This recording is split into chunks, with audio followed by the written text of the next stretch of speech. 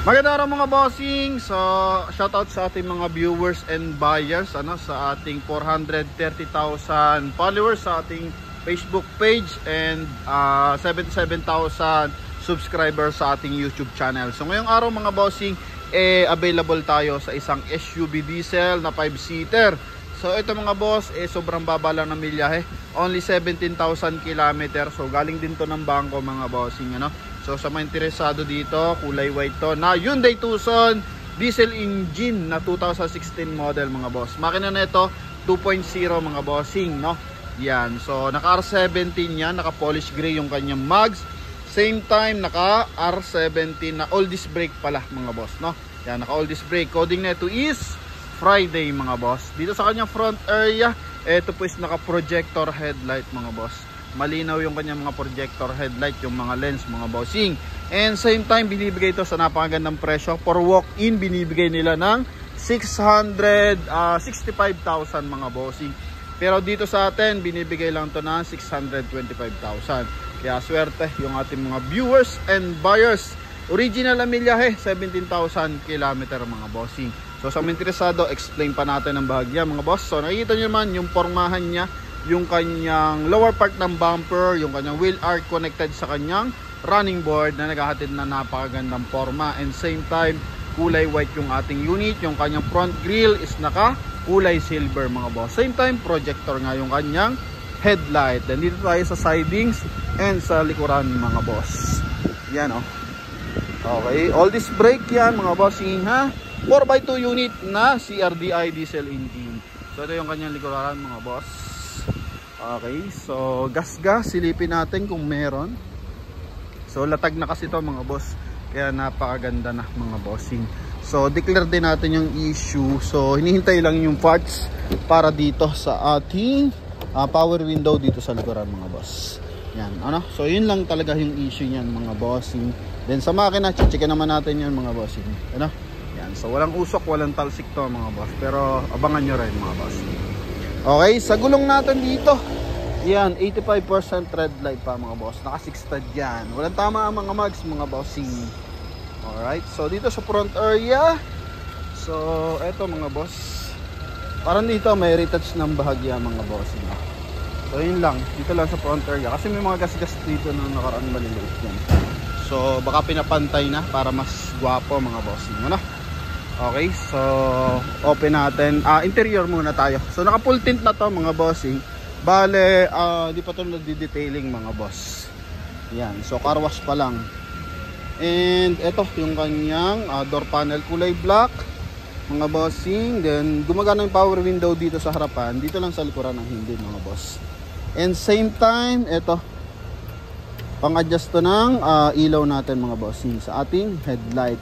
So once na nakatingala yung ating unit mga bossing, loaded, yan, so nakaangat kasi yan, so pwede nating ma-adjust dito manually mga bossing. Then ito yung kanyang steering wheel na merong hands-free connection para sa ating 1DIN audio system mga boss. Okay, then aircon, sobrang lamig mga bossing. Yan, then ito yung kanyang interior mga boss. Yan, bibigay 625,000. Original mileage to mga boss, 17,668. Galing to ng RCBC mga boss. Ito yung kanyang upuan. So kita naman natin. Okay, wala pang kalundo-lundo yan mga boss. May armrest din. Yan, perfect na perfect to mga bossing.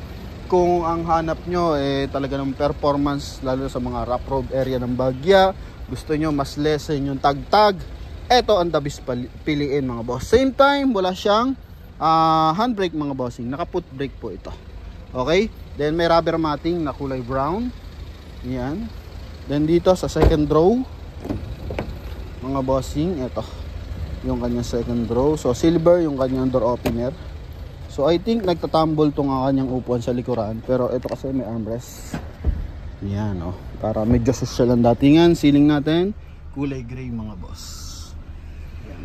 Napaka na ito, tahimik na makina as diesel engine mga boss, hindi pala siya nagtatumble, nagpa-flat lang mga boss. So pakita natin yung kanyang likuran mga boss. Taillight sa likod, so wala mga basag. Yan. Alright, so wala namang mga gas-gas mga boss.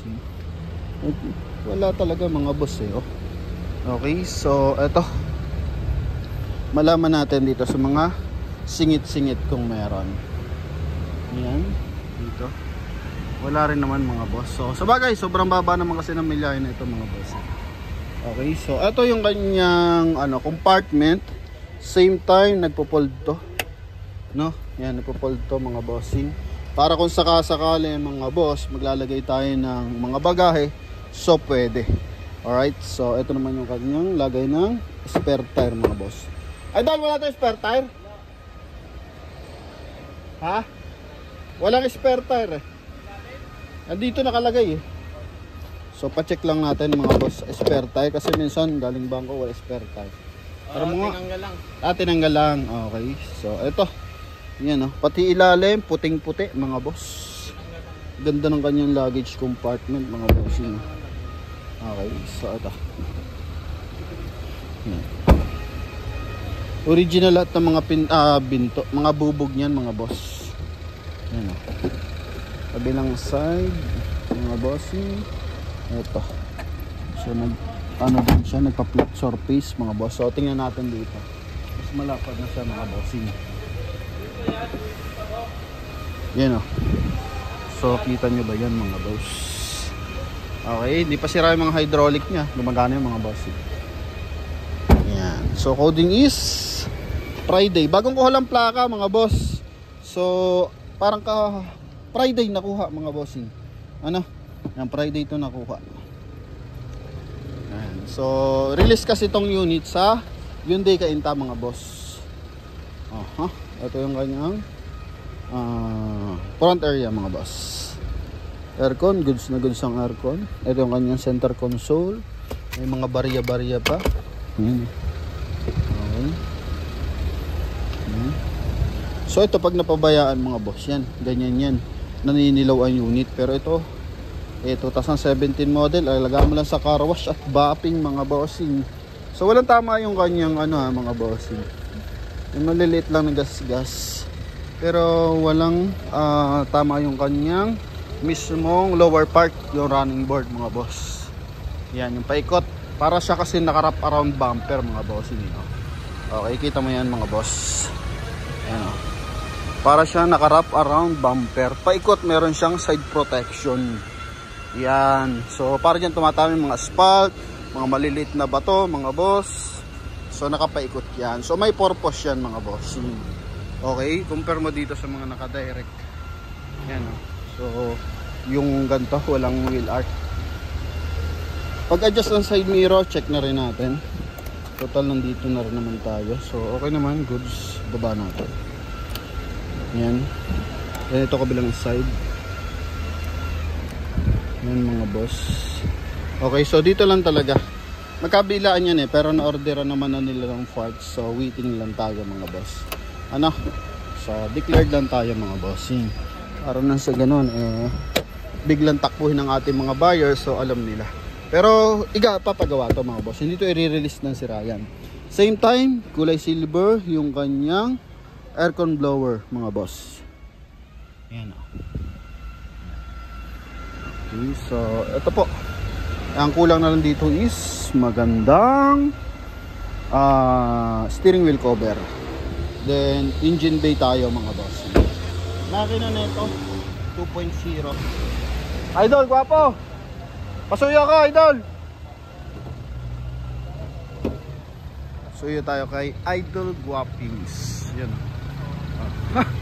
Guwapong-guwapo yan, Yan, 16 dual bulb, 16, sorry. Bubulan na tayo. 16 bulb to na CRDI na diesel engine mga boss. Alright, so ito yung kanyang insulator. Ayan. Walang tama yung kanyang hood mga bossing. Malinis yung kanyang engine bay mga boss, Ayan. Okay, so ito. Gandang timing ng makina. Walang usok yan mga boss. Okay, so same time mga bossing is naka ABS yan, Then ito air cleaner mga boss, air filter pala. Then ito yung ating mga bossing fuse box. Yan. And syempre naka turbo to mga boss. Yan, kaya riding comfort ang hanap mo, performance ng makina. So yan mga bossing. Okay, so ito yung kanyang projector headlight. Ito yung kabilang side mga bossing. So yun lamang mga boss, sa mga interesado dito, forecast transaction 625,000 mga bossing. Di pa to pwedeng apply for financing kasi follow docs to mga boss no? Pero may mga papers naman dyan, gate pass ng bangko. So pakitaan ko pala kayo mga boss ng mga sample ng mga tulad ng mga pinapass break natin na wala pa yung mga papers. So ang makukuha is ito. Pakitaan natin mga boss no? Hindi natin pakita yung mismong papel. Explain lang natin. Basta na dyan. So ito ORCR, copy ng ORCR. Tapos gate pass ng bangko mga boss no? Yan, then ID ng bidder. So yung ID ng bidder, pangalan sa bidder, tsaka sa gate pass ng bangko, siya yung naka-name sa gate pass mga boss. Ano?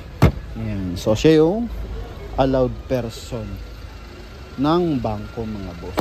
So siya yung nanalo sa bidding. So kailangan ganon. Okay, so yan. And yun nga, thank you sa ating mga viewers and buyers. Hoping umabot tayo ng 100,000 followers sa ating YouTube channel mga boss. Alright, so eto po yung ating Hyundai Tucson 2016 model na 17,000 lang ang mileage mga boss. Original mileage yan mga boss. So kung interesado, tawag lang sa ating contact number na sa screen. Connected ng Viber and WhatsApp. Thank you.